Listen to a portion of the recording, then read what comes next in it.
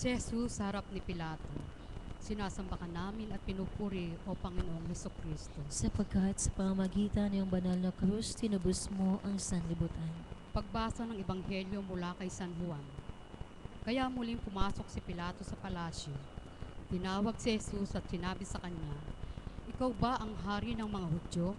Sumagot si Jesus, "Mula ba sa iyo ang salita na ito o may nagsabi sa iyo tungkol sa akin?" Sumagot si Pilato, "Ako ba'y Hudyo? Pinaubaya ka sa akin ng mga kalahi mo at ang mga punong pari. Ano ba ang ginawa mo?" Sumagot si Jesus, "Hindi sa mundong ito galing ang pagkahari ko. Pakikibaka sana ang mga tauhan ko upang hindi ako maipabaya sa mga Hudyo. Hindi nga galing ito sa paghahari ko." Kaya sinabi sa kanya ni Pilato, "Kaya hari ka nga, hindi ba?" Sumagot si Jesus, "Ikaw nga ang nagsabing na hari ako. Sinilang ako upang magpatunay sa katotohanan. Dahil dito, kaya ako dumating sa mundo at nakikinig sa aking tinig ang sino mang makatotohanan." Sinabi sa kanya ni Pilato, "Ano ba ang katotohanan?" Pagkasabi ni Pilato nito, muli siyang lumabas sa mga Hudyo at sinabi sa kanila, "Wala akong matagpuang sala sa kanya. May kaugalian kayo na pinalalaya ko sa inyo ang isang tao sa araw ng Paskwa. Kaya gusto ba ninyong palayain ko sa inyo ang haring ng mga Hudyo?" At muli siyang nagsigawan, "Hindi siya, kundi si Barabas. Si Barabas ang tulisan." Magsiupo po ang lahat. Parang maamong tupang dinala sa patayan, hinarap si Jesus ang kanyang paghihirap. Ngunit pinagpalit nila si Barabas para sa kanya. Papaano tayo minahal ni Jesus? Sa pag-aalay sa sarili para sa atin. Kung gusto mong magmahal gaya ni Jesus, ialay mo ang iyong sarili bilang handog para sa iyong kapwa. Magsiluhod po ang lahat. Amang nasa langit, ang pagmamahal ng iyong anak ang naghatid sa kanya ng natanggapin ang paghihirap sa krus upang magkaroon ng panibagong buhay ang kanyang mga kapatid. Tulungan mo kaming yakapin ang mundong bigay mo sa amin upang magawa namin ang buhay at kagalakan ng pagkabuhay, ang kadiliman, ang pait at paghihirap nito. Amen. Magsiupo po ang lahat.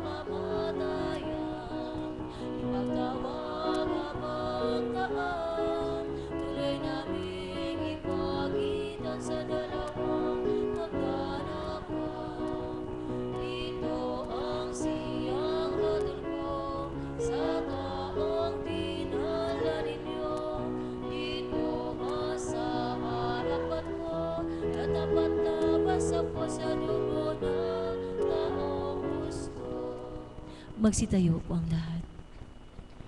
Ikalimang istasyon, ang paghagupit kay Jesus. Sinasamba ka namin at pinupuri, o Panginoong Hesukristo. Sapagkat sa pamamagitan ng banal na krus, tinubos mo ang sanlibutan. Pagbasa ng Ebanghelyo mula kay San Juan. Kaya ipinakuha noon ni Pilato si Jesus at ipinahampas. Pagkapulupot ng mga sundalo ng isang koronang tinik, ipinutong nila ito sa kanyang ulo at sinuutan siya ng balabal na pulang panghari at naglapitan sa kaniya at sinasabi, "Mabuhay ang hari ng mga Hudyo," at pinagsasampal niya sila. Magsiupo po ang lahat. Pagninilay, sundan natin si Jesus. Hinagupit siya hanggang malantad ang kanyang mga buto. Samahan natin si Jesus sa pagpuputong sa kanya ng koronang tinik. At makikita mong yuyuko ang mga palalo at magmamataas mong ulo. Patuloy na nagbabayad sala si Jesucristo para sa atin. Lagi siyang nasa piling natin upang mabuhay tayo para sa Kanya. Ito ang daan patungo sa pagkabuhay mismo sa atin ni Kristo. Magsiluhod po ang lahat. Panalangin. Ama, siya na walang kasalanan ay nagiging kasalanan alang-alang sa amin upang iligtas kami at magbalikan sa ating pakikipagkaibigan. Isaalang-alang mo ang aming pusong nagsisisi at ang naghihirap naming kalooban. Gamutin mo ang nababagabag naming budhi upang sa biyaya at lakas ng Espiritu Santo ay mapuri ka namin at maparangalan sa lahat ng bansa. Amen. Magsiupo po ang lahat.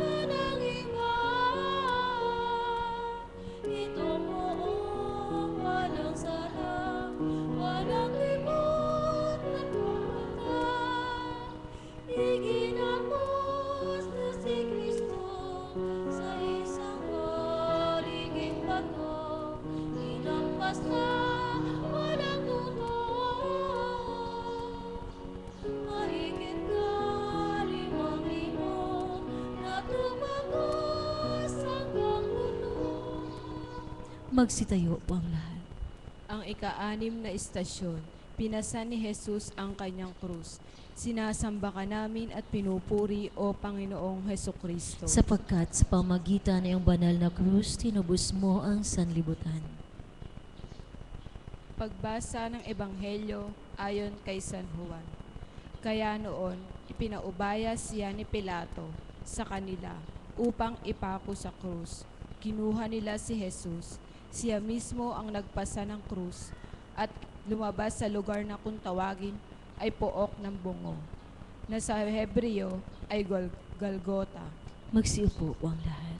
Pagninilay, pinasa ni Jesus ang krus at sinimulan ang paglakad patungo sa Kalbaryo. Sasabihin niya sa katapusan, naganap na. Pakinggan mo siya, sundin ang itinuturo niya sa atin sa Ebanghelyo. Pagnilayan natin ang mga salitang ito. Kung may gustong sumunod sa akin, itakwil ang kanyang sarili at kunin ang kanyang krus araw-araw para sumunod sa akin. Magsiluhod po ang lahat. Manalangin tayo. Diyos naming Ama, pagsunod sa iyo ng iyong bugtong na anak, tinanggap nila ang kamatayan sa krus alang-alang sa kaligtasan sa sangkatauhan. Kinilala namin ang misteryo ng krus sa mundo. Matanggap nawa namin ang handog ng kaligtasan sa langit. Amen. Magsiupo po ang lahat.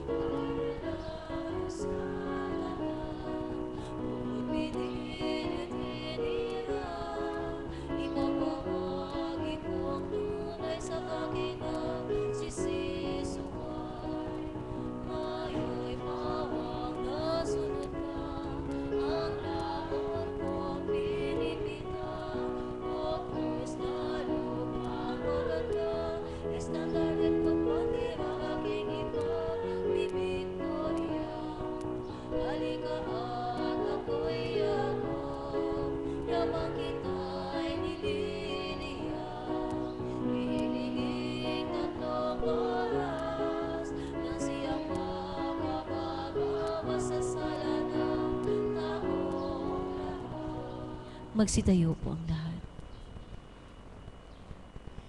Ikapitong istasyon. Pinasa ni Simon na taga Cirene ang krus.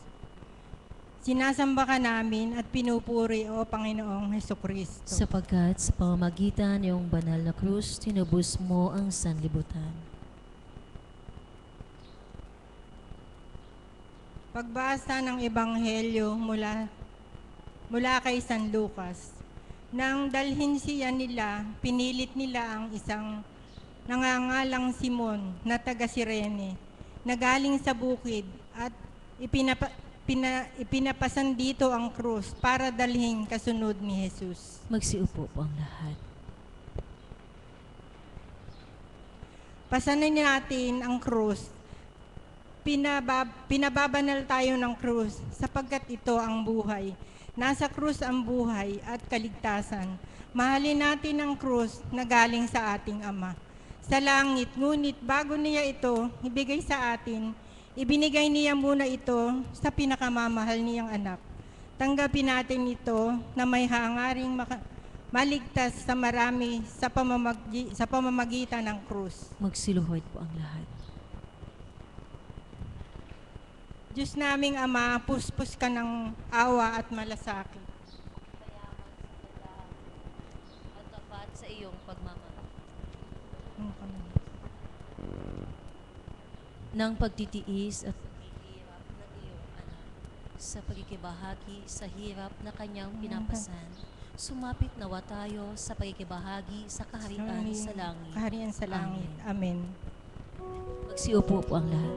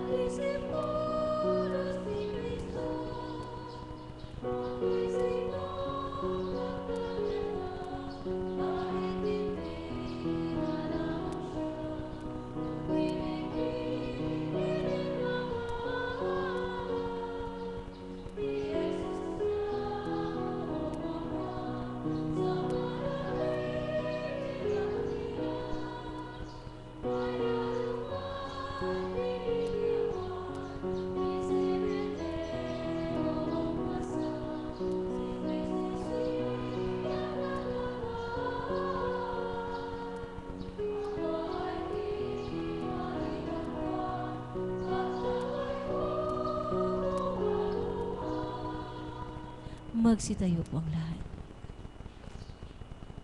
Ikawalong istasyon, nakasalubong ni Jesus ang kababaihan ng Jerusalem.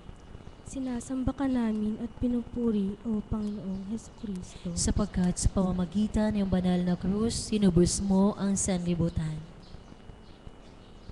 Pagbasa ng Ebanghelyo ayon kay San Lucas. Napakaraming tao ang sumunod sa kanya, kasama ang mga babaeng nananaghoy at tumatangis dahil sa kanya. Lumingon sa kanila si Jesus at sinabi, "Mga kababaihan ng Jerusalem, huwag ako ang inyong iyakan, kundi para sa inyong mga sarili at sa inyong mga anak kayo umiyak." Magsiupo po ang lahat. Pagninilay. Nang mabuhay si Kristo sa daigdig, marami ang naging sagabal sa kanyang gawain mula sa Hudyo. Mga eskriba, mga pariseyo, ang kanyang mga kaaway. Ngunit sa mismong sandali ng pagtanggi ng marami sa kanyang mensahe ng pagliligtas, may mga tao namang nagbabayad puri, lubos na nagmamahal kay Jesus. Isa na si Mariang kabanal-banalan higit sa lahat, ang mga banal na babae sa Ebanghelyo. Ayon sa kanila, sa daang Kalbaryo ay sinabi ni Jesus, "Huwag ako ang inyong iyakan, kundi para sa inyong mga sarili, at sa inyong mga anak kayo umiyak." Magsiluhod po ang lahat. Magiliw mo kaming dinggin, Panginoon, sapagkat ikaw lamang ang aming hinahanap. Malapit ka sa mga may malinis na puso. Buksan mo ang iyong kalooban upang matanggap kami. Payapain ang aming katawan at isipan, sa kapayapaang higit sa pangunawa sa tao. Amen. Magsiupo po ang lahat.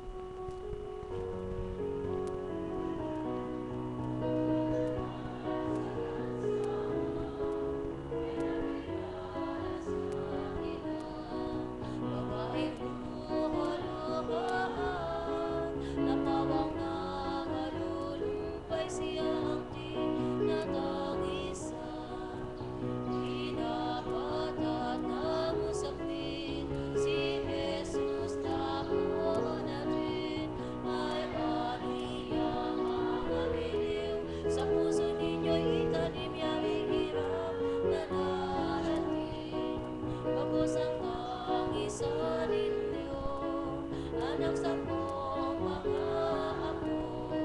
Ang hirap na dinilis ko, may oras na maririto sasabihin ko sa inyo. Magsitayo po ang lahat. Ikasyam na istasyon, pinaghati-hatian ang kasuotan ni Jesus. Sinasamba ka namin at pinupuri o Panginoong Hesukristo. Sapagkat sa pamamagitan ng iyong banal na krus, tinubos mo ang sanlibutan. Pagbasa ng Ebanghelyo mula kay San Lucas. Nang maipako ng mga sundalo si Jesus sa krus, kinuha nila ang kanyang damit at tunika at pinaghati sa 4 bahagi sa bawat sundalo. Ang tunika naman at walang tahi at hinabi ng buo mula sa itaas hanggang ibaba. Kaya pinag-usapan nila, huwag nating punitin ito, kundi pagsapalaran natin kung mapag kanino. Gayon, kailangang maganap ang kasulatan na nagsasabi, pinagbahabahagi nila sa kani-kanila ang aking mga damit at pinagpalabunutan ang suot ko. Ito nga ang ginawa ng mga sundalo. Magsiupo po ang lahat. Pagninilay, paano tayo minahal ni Jesus sa pagsasakripisyo ng sarili para sa atin? Kung gusto mong matularan si Jesus sa pagmamahal, ialay ang inyong sarili bilang sakripisyo para sa kapwa. Dapat tayong makatulad ng Kristo, ang daan, ang katotohanan at buhay. Ito ang ganap na paraan at gusto nating gawin ito upang maayon kay Kristo ang ating isip, kalooban at puso. Ipanalangin mong mabuhay sa atin si Jesus. Magsiluhod po ang lahat. Panalangin. Maawaing Ama, hinubara ng damit ang iyong anak na si Hesukristo at ipinako sa kahoy ng krus bilang walang kapintasang sakripisyo para sa ating kaligtasan. Ipagkaloob mo sa amin ang ganap na kaligtasan. Akayin kami sa buhay na walang hanggan, sa iyong kahariang walang katapusan. Amen. Magsiupo po ang lahat.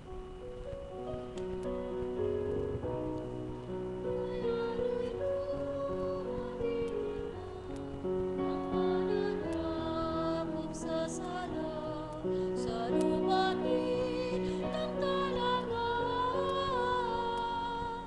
Inumahan kapagahan, inumahan parahan. Ang itunang sa pamupan, iyong lapit ng Mesiyas ay nabagong sa lingawas ang iwan, sa pagpagtig na sa supan, sa mahubuang patapos, itanghaling mo ang Diyos, ay ang mga Marisiyos, namunong ang iwawas ng ibang galing na Magsitayo po ang lahat. Ikasampung istasyon, si Jesus sa krus. Sinasamba ka namin at pinupuri o Panginoong Hesukristo. Sapagkat sa pamamagitan ng iyong banal na krus, tinubos mo ang sanlibutan. Pagbasa ng Ebanghelyo ayon kay San Lucas. Ininsulto rin siya ng isa sa mga kriminal na nakapako sa krus. Di ba't ikaw ang Kristo? Iligtas mo ang iyong sarili, pati kami. Subalit pinagsabihan siya ng isa pang kriminal. Wala ka bang pitagan sa Diyos? Ikaw na gayon ding pagdurusa ang dinaranas? At bagay ito sa atin sapagkat tinanggap lamang natin ang nararapat sa ating mga ginawa. Ngunit wala naman siyang nagagawang masama. At sinabi pa niya, Jesus, alalahanin mo ako pagdating mo sa iyong kaharian. Sumagot si Jesus, talagang sinasabi ko sa iyo, makakasama kita sa paraiso sa araw ding ito. Magsiupo po ang lahat. Ano ang hindi gagawin ng Diyos para sa atin? Magpakumbaba tayo at magkaroon ng pananampalataya. Kahit na ang magnanakaw na nakapako sa krus na nagpakabuti ay nagkasala rin sa Diyos. Ngunit nagmakaawa siya at nakamit ito. Santo siya. Ang unang itinanghal na banal ni Jesus mismo. Kaya't magpakatatag tayo sa ating pananalig. Magsiluhod po ang lahat. Amang mapagmahal, mula sa paghihirap sa krus, inihatid ni Jesucristong anak mo ang nagsising magnanakaw sa ligaya ng iyong kaharian. Panginoon, sa sandali ng aming kamatayan, mapagsisihan nawa namin ng aming mga kasalanan at makarating sa piling mo sa langit. Magkaroon nawa kami ng ligayang walang hanggan sa iyong kaharian. Amen. Magsiupo po ang lahat.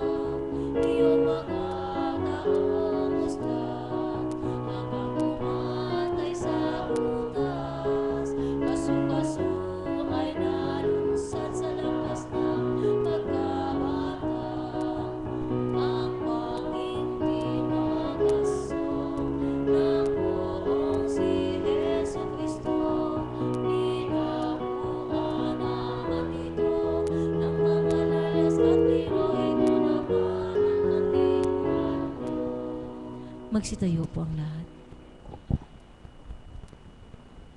Ika-11 istasyon, si Maria sa paanan ng krus. Sinasamba ka namin at pinupuri, O Panginoong Hesukristo. Sapagkat sa pamamagitan ng iyong banal na krus, tinubos mo ang sanlibutan. Pagbasa ng Ebanghelyo mula kay San Juan. Nangakatayo naman sa tabi ng krus ni Jesus ang kanyang ina at kapatid na babae ng ina niya, si Maria ang asawa ni Cleopas at si Maria Magdalena. Kaya pagkakita ni Jesus sa ina at sa kanyang mahal na alagad na nakatayo sa tabi, sinabi niya sa ina, "Babae, hayan ang anak mo." Pagkatapos ay sinabi naman niya sa alagad, "Hayan ang iyong ina," at mula sa oras na iyo'y tinanggap siya ng alagad sa kanila. Magsiupo po ang lahat. Ang huling handog ni Jesus sa paghihingalo, ibinigay niya sa atin si Maria bilang ating ina. May natatanging pagkalinga sa bawat tao, si Maria na ating ina. Pinili ni Jesus si Maria na maging ina niya at niloob niyang ibigay sa atin ang sarili niyang ina, ang pinagpalang nilikha, walang bahid, dungis at birhen. Si Maria ang ating ina, tinutulungan niya tayo sa buhay na ito. Tinutulungan niya tayo lalo na sa oras ng kamatayan at hinihintay niya tayo sa paraiso. Magsiluhod po ang lahat. Panalangin. Ama, nang tinaas sa krus ang iyong anak, katabi niyang nakiramay sa kanyang paghihirap ang kanyang inang si Maria. Mabuklod nawa kay Kristo ang iglesia sa kanyang paghihirap at pagkamatay. Makibahagi nawa sa pagbangon ng bagong buhay ang sambayanan ng mga sumasampalataya. Amen. Magsiupo po ang lahat.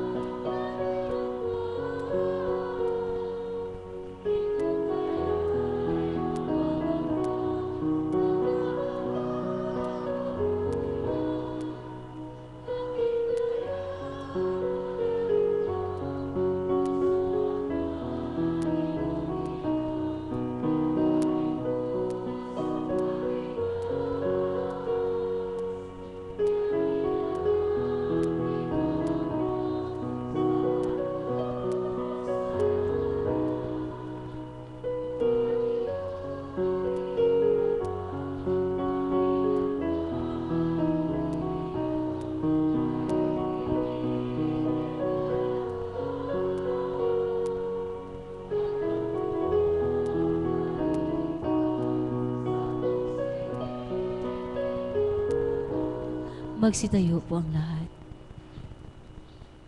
Ika-12 istasyon, ang pagkamatay ni Jesus. Sinasamba ka namin at pinupuri, O Panginoong Hesukristo. Sapagkat sa pamamagitan ng iyong banal na krus, tinubos mo ang sanlibutan. Manatili po tayong nakaluhod.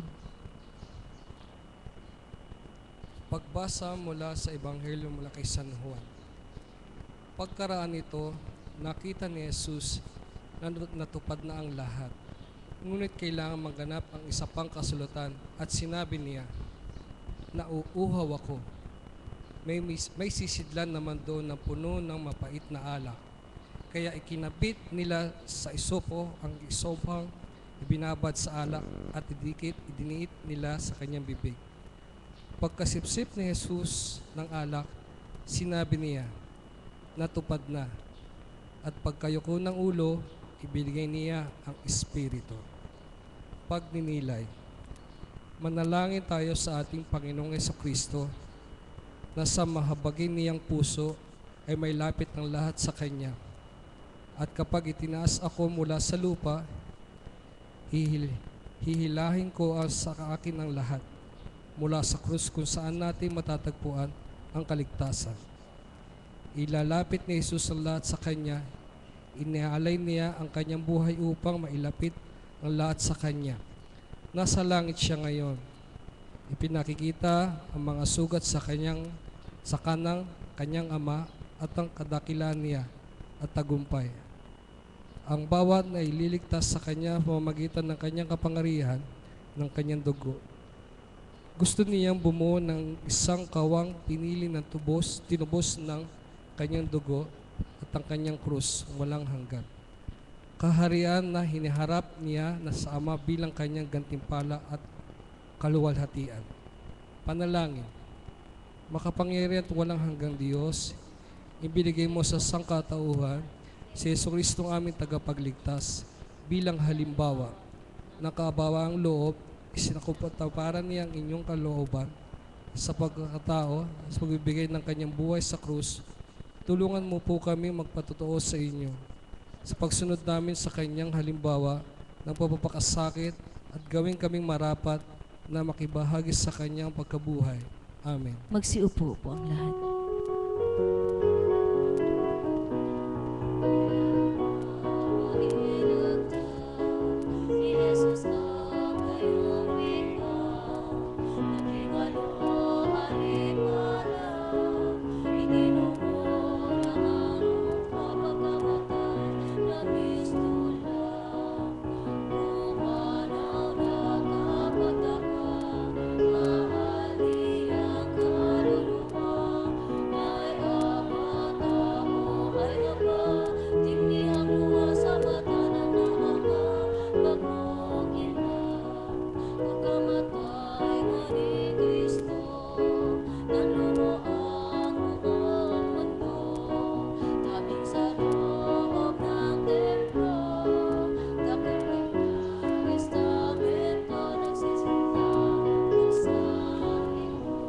Magsitayo po ang lahat.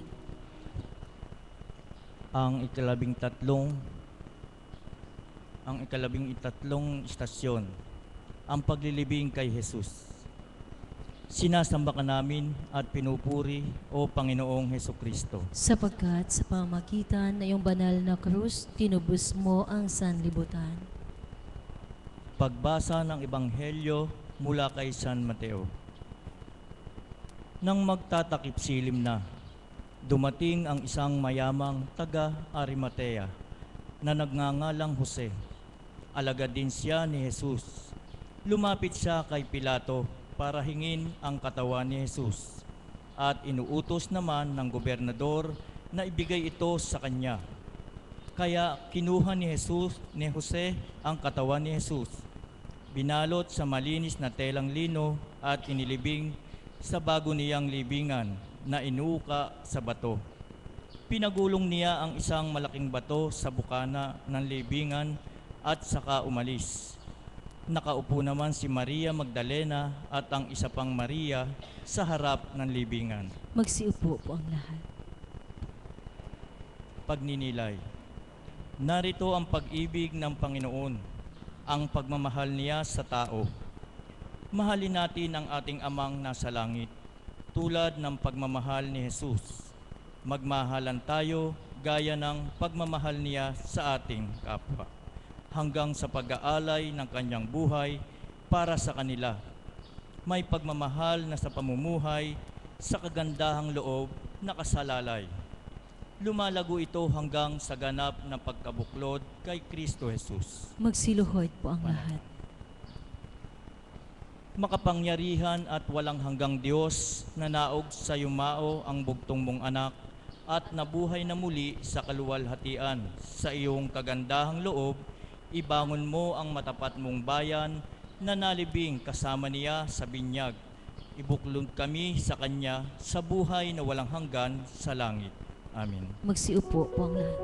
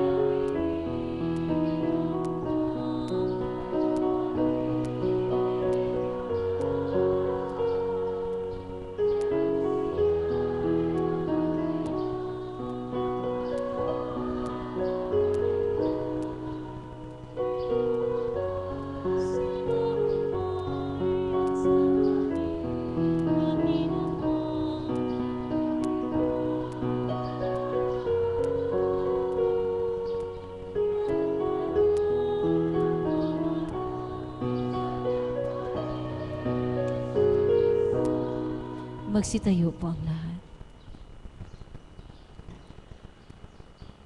Ikalabing-apat na istasyon. Ang pagkabuhay ni Jesus. Sinasamba ka namin at pinupuri, O Panginoong Hesukristo. Sapagkat sa pamamagitan na iyong banal na krus, tinubos mo ang sanlibutan. Pagbasa ng Ebanghelyo mula kay San Mateo. Kinahapunan ng araw ng pahinga, sa paglabas ng unang bituin, sa unang araw ng linggo, pumunta sa libingan si Maria Magdalena at ang isa pang Maria para tingnan ang libingan. Walang ano-ano'y lumindol ng malakas at bumubas mula sa langit ang anghel ng Panginoon at nilapitan ang bato. Pinagulong ito at naupo roon. Parang kidlat ang kanyang mukha at simputi ng niyebe ang kanyang damit. Nanginginig naman sa takot ang mga bantay at naging parang mga patay. Sinabi ng anghel sa mga babae, "Huwag kayong matakot. Alam kong hinahanap ninyo si Jesus na ipinako sa krus. Wala siya rito. Binuhay siya ayon sa kanyang sinabi. Tingnan ninyo ang lugar na pinaglibingan sa kanya. Pumunta kayo agad sa kanyang ngayon at sinabi sa kanyang mga alagad na muli siyang nabuhay at mauna sa Galilea. Makikita ninyo siya roon. Ito ang mensahe ko sa inyo." Agad nilang iniwan ang libingan na natatakot at labis na nagkagalak at tumakbo sila para balitaan ang kanyang mga alagad. Magsiupo po ang lahat. Ituon natin ang ating kalooban kay Jesus, ang Kristong nabuhay. Narito ang ating buhay. Katulad ng banal na gurong si Jesus, dumaraan din tayo sa maraming paghihirap at pagsubok patungo sa kalwalhatian. Hindi ba't kailangang maghirap ni Jesus bago pumasok sa kanyang kalwalhatian? At gayon din para sa atin, tulad ng daan ng Kalbaryo, kung saan namatay si Jesus, ang daan sa langit. Ngunit malwalhati siyang lumabas mula sa kanyang libingan sa muling pagkabuhay. Magsiluhod po ang lahat. Diyos naming Ama, nang buhayin mo ang iyong anak na si Kristo, nilupig mo ang kapangyarihan ng kamatayan at binuksan sa amin ang daan sa buhay na walang hanggan. Sa pagdiriwang naming pagkamatay at pagkabuhay ni Kristo, baguhin nawa ng Espiritong nasa amin ang aming buhay. Amen. Magsiupo po ang lahat.